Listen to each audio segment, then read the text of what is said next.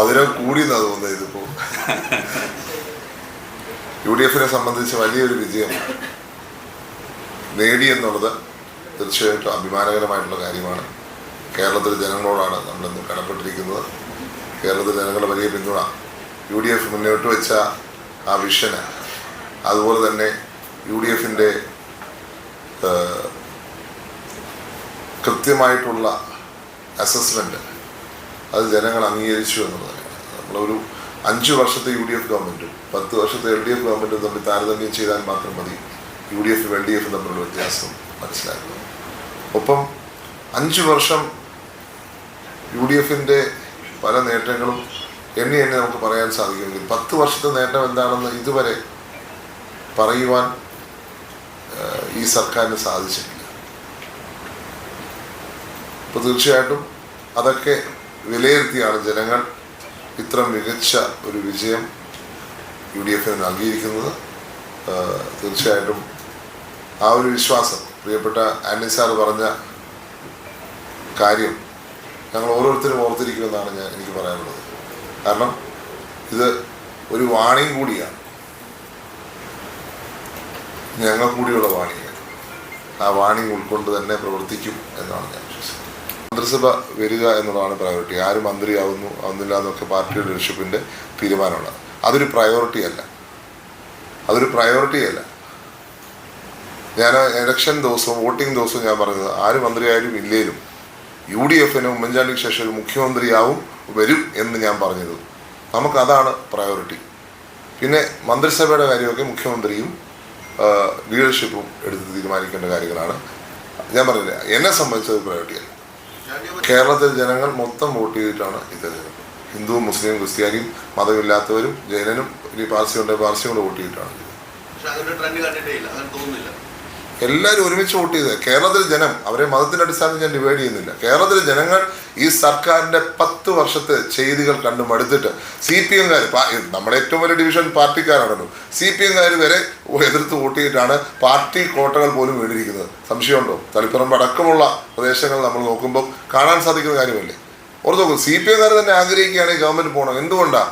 കാരണം ചോദ്യം ചോദിച്ചാൽ ഉത്തരമില്ല, ചോദ്യങ്ങൾക്ക് മറുപടിയില്ല, വികസനമില്ല. അതുകൊണ്ടാണ് ആ തീരുമാനം ജനങ്ങളെടുത്തത്. അപ്പം ഇതിനകത്ത് ജനങ്ങൾ ഒറ്റക്കെട്ടായി എടുത്ത തീരുമാനമാണ്. അതിൻ്റെ റിസൾട്ട് 79% ആൾക്കാർ വോട്ട് ചെയ്തിട്ട ഒരു തെരഞ്ഞെടുപ്പല്ലേ. ആ തെരഞ്ഞെടുപ്പിൽ ജനങ്ങൾ ഇത്ര വലിയ വിജയം കൊടുക്കും. നിങ്ങൾക്ക് തന്നെ അറിയാമല്ലോ, ഓരോരുത്തരുടെ മെജോറിറ്റി, ഓരോ സ്ഥലത്തെ മെജോറിറ്റി എടുത്താൽ മതിയല്ലോ. അപ്പോൾ അത് ഒരു കമ്മ്യൂണലായിട്ട് നമ്മൾ കാണേണ്ട കാര്യമില്ല. ജനങ്ങളുടെ മൊത്തത്തിലുള്ള പൊതുവായ വികാരമാണ് ഇവിടെ റിഫ്ലക്ട് ചെയ്തത്. ഞാൻ പറഞ്ഞില്ലേ, ആ ലോക്കൽ സാഹചര്യത്തിൽ അവർ വിജയിച്ചു എന്ന് മാത്രമേ ഞാൻ കരുതുന്നുള്ളൂ. അതിന് അമിത പ്രാധാന്യം ഞാൻ കൊടുക്കുന്നില്ല. അവർ മത്സരിച്ചു, അവർ വിജയിച്ചു എന്നുള്ളത് യാഥാർത്ഥ്യം. അടുത്ത ലോക്കൽ സാഹചര്യം എന്നുള്ളതാണ് ഞാൻ കണക്കാക്കുന്നത്. അതൊരു ചാൻസിൽ ഞാൻ സൈക്കിൾ ഓടിക്കാൻ തീരുമാനിച്ചതാണ് അത്. പക്ഷേ ഇത്രയും ജനത്തിന് അതിൽ അക്സെപ്റ്റൻസ് കിട്ടുമെന്ന് ഞാൻ പ്രതീക്ഷിച്ചതല്ല.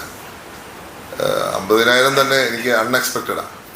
ഞാൻ കഴിഞ്ഞ പ്രാവശ്യത്തെ കൂടുതൽ മാർജിൻ ഉണ്ടാകുമെന്നൊരു പ്രതീക്ഷ എനിക്കുണ്ടായിരുന്നു. പക്ഷേ SIR ഒത്തിരി വോട്ട് കട്ട് ചെയ്തിരുന്നു എന്നെനിക്കറിയാം. ഇപ്പോഴും 10,000 വോട്ട് കട്ടായി പോയിട്ടുണ്ട്.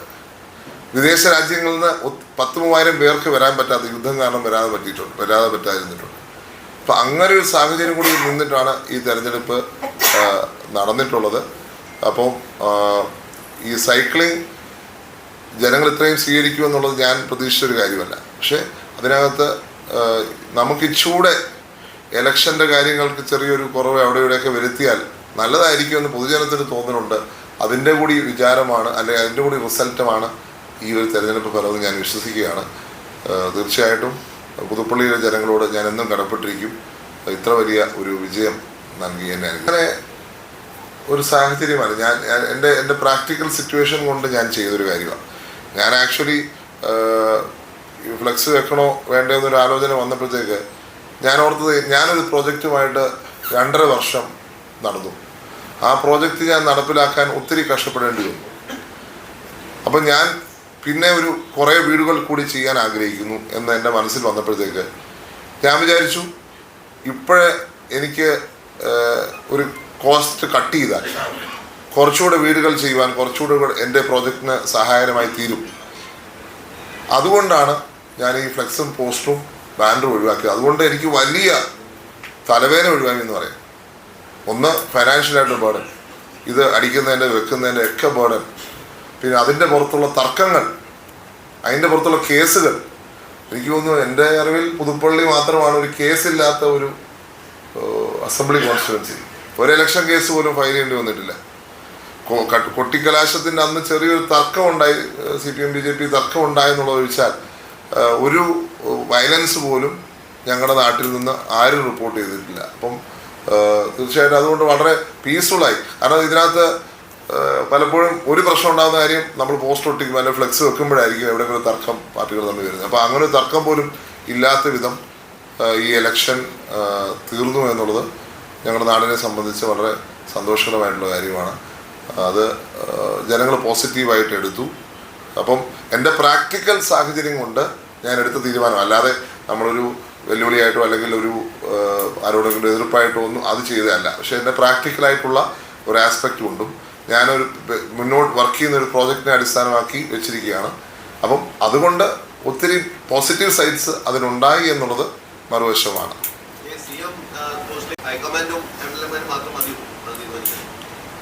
അല്ല, കഴിഞ്ഞ പ്രാവശ്യം എങ്ങനെ തീരുമാനിച്ചത്? CPM അങ്ങനെ തീരുമാനിച്ചു? അല്ല, CPM എങ്ങനെ തീരുമാനിച്ചേ? CPM-ന്റെ ലീഡർഷിപ്പ് എടുത്ത തീരുമാനം. ഇതിനു മുമ്പ് കോൺഗ്രസ് എങ്ങനെ തീരുമാനിച്ചത്? കോൺഗ്രസിന് വ്യവസ്ഥാപിതമായ ഒരു മാർഗമുണ്ട്. ഇപ്പം ജനങ്ങളെ റിഫ്ലക്റ്റ് ചെയ്യുന്ന അല്ലെങ്കിൽ ജനങ്ങളുടെ വികാരം റിഫ്ലക്റ്റ് ചെയ്യുന്ന MLA-മാരുടെ അഭിപ്രായം എടുക്കുക എന്നുള്ളത് കോൺഗ്രസിൻ്റെ രീതിയാണ്. നമുക്കിവിടെ ഒരു ഗവർണർ സിസ്റ്റം അല്ലല്ലോ ഉള്ളത്. ഇപ്പം US നമുക്ക് നോക്കാം. US ഗവർണർ സിസ്റ്റമാണ്. ഇത് ഗവർണർ സിസ്റ്റം അല്ല, ഇവിടെ പാർലമെൻ്ററി സിസ്റ്റമാണ്. അത് ബ്രിട്ടീഷ് പാർലമെൻ്ററി സിസ്റ്റമാണ്. ബ്രിട്ടീഷ് പാർലമെൻറ്റിൽ നിങ്ങൾ ശ്രദ്ധിച്ചാൽ മതി, മെജോറിറ്റി ഉള്ള ലേബർ പാർട്ടിയുടെയോ മെജോറിറ്റി ഉള്ള കൺസർവേറ്റീവ് പാർട്ടിയുടെയോ MP ആണ് പ്രൈം മിനിസ്റ്റർ ആവുന്നത്. അതാണ് പാർലമെൻ്ററി സിസ്റ്റം. ഇന്ത്യൻ സിസ്റ്റം അത് തന്നെയാണ്. പക്ഷെ എല്ലാ ഫാക്ടേഴ്സും ഉൾക്കൊണ്ടുകൊണ്ട് അത് പാർട്ടിക്കൊരു സംവിധാനമുണ്ട്. അത് കഴിഞ്ഞ് ഞങ്ങൾ ഹൈക്കമാൻഡിനെ മിക്കവാറും കഴിഞ്ഞ പ്രാവശ്യമൊക്കെ ഹൈക്കമാൻഡിനെ ചുമതലപ്പെടുത്തുന്നത്. പാർട്ടി ലീഡർഷിപ്പ് എല്ലാവരും വികാരം പറഞ്ഞതിന് ശേഷം എല്ലാ ഫാക്ടേഴ്സും ഉൾക്കൊണ്ട്, MLA-മാർ മാത്രമല്ല എല്ലാ ഫാക്ടേഴ്സും ഉൾക്കൊണ്ടാണ് അവർ തീരുമാനിക്കുന്നത്. അപ്പം അതിനകത്ത് നമുക്കൊരു കുറവ് കണ്ടുപിടിക്കാൻ സാധിക്കുമോ? ഈ 10-70 വർഷമായിട്ട് ഫോളോ ചെയ്യുന്നൊരു പ്രാക്ടീസിനെ നമുക്ക് എന്തോ ഒരു പുതിയ സംഭവം എന്ന് പോലെ നമുക്ക് അവതരിപ്പിക്കാൻ പറ്റുമോ? ഇല്ല.